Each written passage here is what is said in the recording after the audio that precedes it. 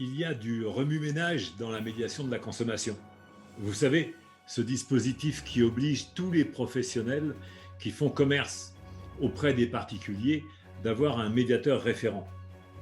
5 années plus tard, ça tombe du côté des médiateurs. C'est une première sanction émanant de la CECMC qui a mis un terme aux activités de l'association des huissiers en tant que médiateur de la consommation. Bonjour. La médiation de la consommation commence à être connue.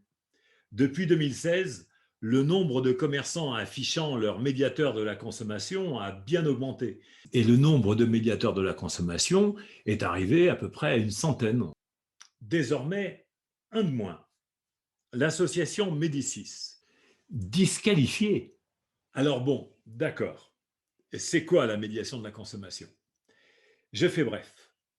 Admettons qu'en tant que particulier, vous ayez un litige avec un commerçant ou un prestataire de service et que le différend s'enlise. Vos réclamations n'ont pas été entendues par le professionnel. C'est pénible. Eh bien, vous pouvez recourir à un médiateur de la consommation. Lequel? C'est simple. Le professionnel doit avoir adhéré à un dispositif de médiation de la consommation référencé auprès de la CECMC. Les coordonnées de ce médiateur doivent figurer sur les documents commerciaux et les lieux de vente. Le commerce en ligne est concerné. C'est donc une obligation depuis janvier 2016.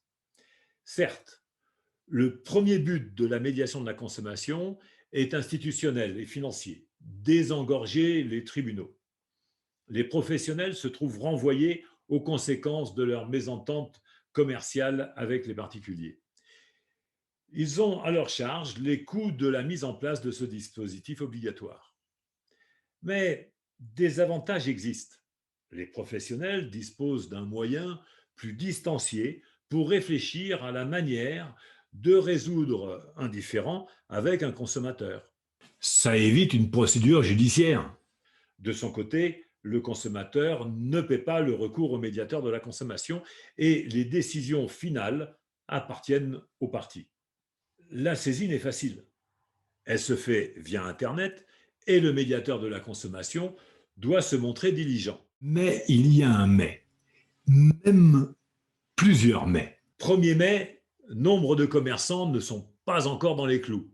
Pourtant, l'épée de Damoclès est là.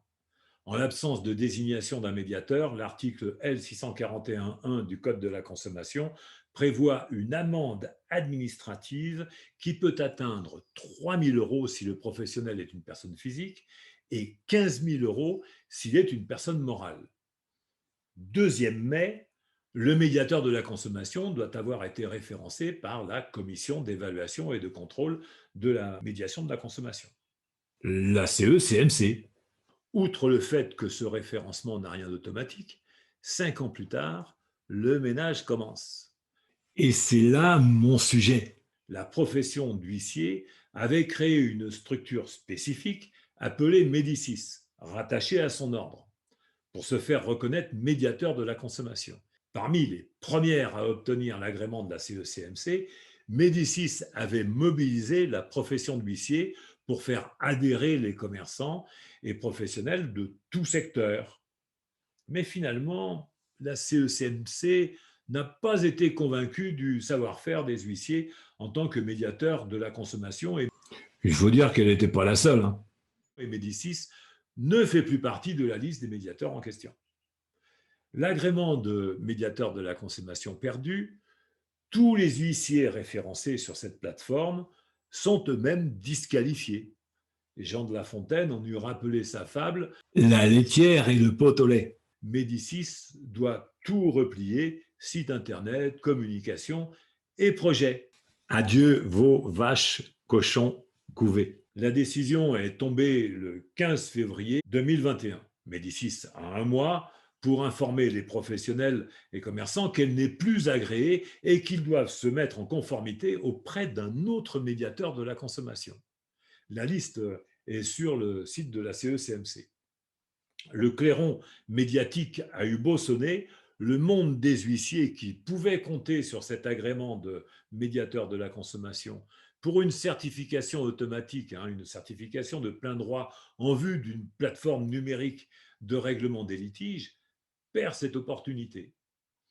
D'autres structures sont dans le viseur. Cette décision vient à la veille de sortie de l'ouvrage collectif auquel j'ai participé, le guide pratique de la médiation de la consommation, qui sera diffusé à partir du 18 mars par ESF Sciences Humaines. Professionnels, je vous invite à rejoindre le dispositif de la médiation professionnelle, laquelle a l'originalité d'être avec moi à l'origine de la promotion de la qualité relationnelle et de l'entente sociale. Merci de faire connaître vos attentes sur l'actualité de la médiation et téléchargez l'application Médiation professionnelle que vous trouverez sur Google Play et Apple Store. C'est l'application de la profession du 21e siècle. Et puis, une dernière chose, partagez, abonnez-vous à médiateur.tv.